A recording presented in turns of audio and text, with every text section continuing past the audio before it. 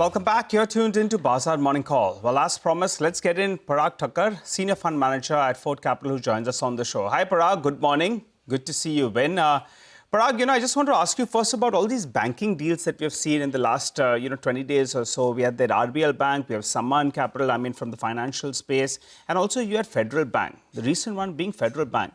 What's your view on these companies and which one would you be most bullish on? So I am most bullish on Federal Bank. There is no doubt. Of course, I appreciate that all foreign investors and even strategic investors like Emirates are looking at Indian financials very closely because they offer you double-digit growth. And right now, asset quality is not a problem at all. Even in the unsecured part of the books, the problem has stopped worsening further. And just to tell you further on Federal Bank, I'll give full marks to Mr. Manian. Of course, the bank already had a very good legacy, 95-year-old legacy, and it is a very conservative and prudent bank from beginning. They have very low exposure to unsecured and risky assets. But after Mr. Manian has come, the ROA and NIM journey has begun in spite of repo rate cuts, which is actually obstacle in increasing margins and ROAs.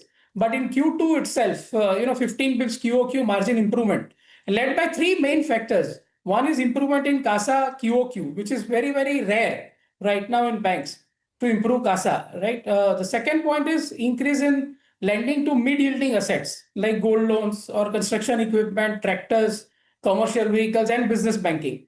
And third is, of course, fee income. So NII and fee income for Federal Bank were at all-time high. Fee was 1% of total assets, which was all-time high, and NII was around 2,490 crores, which was all-time high. And now Blackstone is coming in to buy 9.9% stake at 6,200 crores. So this will give them capital also. Of course, they are very comfortable in terms of capital at around 15.7% tier 1. So I would say that Mr. Manian has started doing all things which I expected in terms of to improve their ROAs. Because the Federal Bank always had a low ROA. That is a problem because it was a very conservative bank. Now, if they land to mid-yielding segments, at the same time they take steps to improve CASA, which they are already doing, I think it is headed for 1.4% ROA in FY28. And that is why I feel that stock should go to 300, 320 in next 1 year. And it is for the first time, I would accept that this is a stock which I am adding even at 52-week highs. For the first time in my life, I am doing this. A point taken. Sometimes it just takes years, right? I remember many years ago, a lot of the top people at HDFC Bank had moved to Federal Bank, and there was a lot of excitement. This is about maybe 10 years back that it's going to, and a great deal of excitement, but never went anywhere. So this is like the second coming in that sense, where. See, I'll tell you, the bank which does not already inherit any problems in terms of asset quality, when it gets a leader like Mr. Manian, who was in Kotak for 25 years. It's actually after the repo rate cut cycle is over, say by December, where I am expecting another rate cut in December.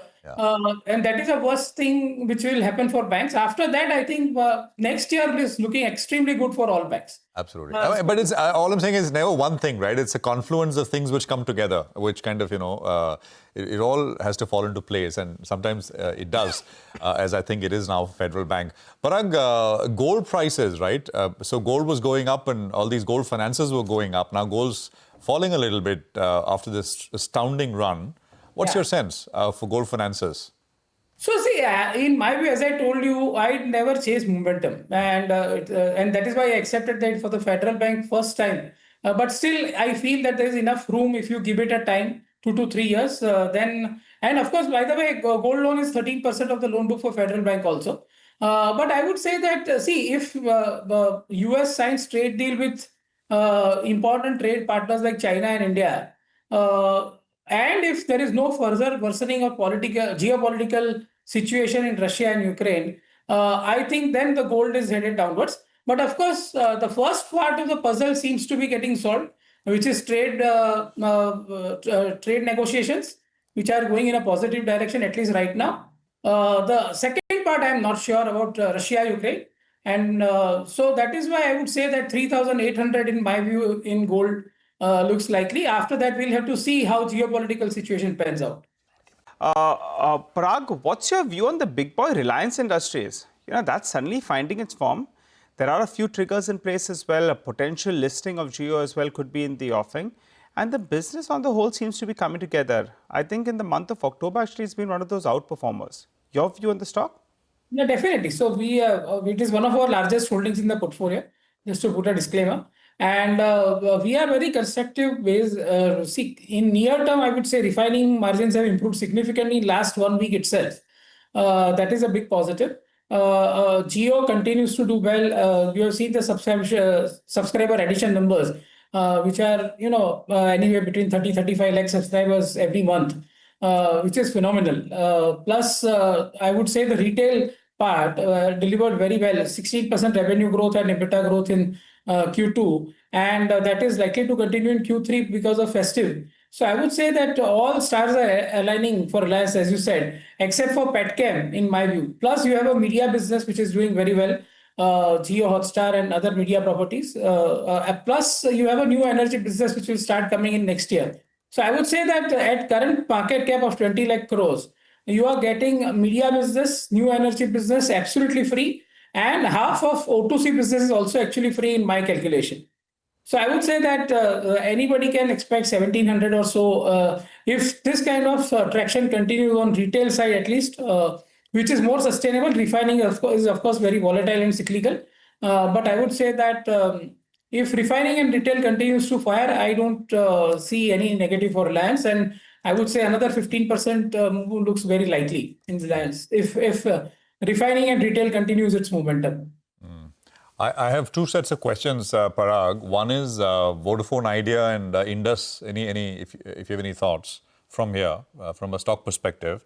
And second, did you see the government has cleared, this projects which are approved for electronic components manufacturing scheme. So Keynes and Syrma, Amber, etc. Many of these were kind of known. The amounts perhaps a little different. I think for Keynes it's higher, substantially higher than what markets assumed. If you have any thoughts here on these three on the back of on the latest scheme. So I would like to say that, see, on Vodafone, my assumption is that it is the ball is in government's court now, in my view. So I think there will be some relief and some material relief. The company operations ongoing, and that will help Indus Tower also. Of course, Indus Tower's dues from Vodafone has reduced materially, and they are coming on time, which is a great news. And we have Indus Tower, by the way, in our portfolios. And I would say that I have bought it with the logic that now, see, Bharti is also continuously increasing stake in Indus Tower, which is a very good indication to start with. On 1 lakh crore market cap, I think the cash profit is above 15,000 crore, which gives you 15% cash flow yield. And now that Vodafone situation is only getting better, I think Indus should do well. Plus, they are expanding into Africa for growth. And I think once Vodafone situation stabilizes, the Indus Tower management has said that they'll restore the dividend payout also. So I would expect a good dividend payout next year once the Vodafone situation stabilizes. So I would say that I'm positive, and I will continue to be very positive on Indus Towers. All right, Parag, I wanted to ask you about the appliances space. Whirlpool, actually, the global company, came out with its set of numbers overnight, and the commentary on the India business said, yes, they're looking at bringing down stake from 50% to around 20%, but they also mentioned that most of the technical agreements for this is in place, with regard to the sell down of this particular stake, and they have mentioned strategic agreements are in place. The stock trades at a discount because of this overhang. From the space, I believe you still like LG, and a word on Whirlpool, if at all? So Whirlpool, because of this overhang, we have not looked at it very seriously. Now, of course, we'll have a look. But LG Electronics we own, and we continue to like the stock. Even if you see Vijay Sales commentary, they have said that upgrade to LED TV has been a big theme of this GST cut, at least for consumer durable segment. And LG is a fantastic play on LED TV. They have a very significant market share over there. Plus, I would say that it's a company with above 60% ROIC and leadership in all the underpenetrated categories. So I would like to believe that LG offers a fantastic opportunity to play consumer durable and the underpenetration of that particular category in a very high ROC way. Got that, Parag. We'll pick up on that Keynes Sirma question later. We're out of time. Thank you very much for joining us, and appreciate it very much here on CNBC TV 18. We'll take a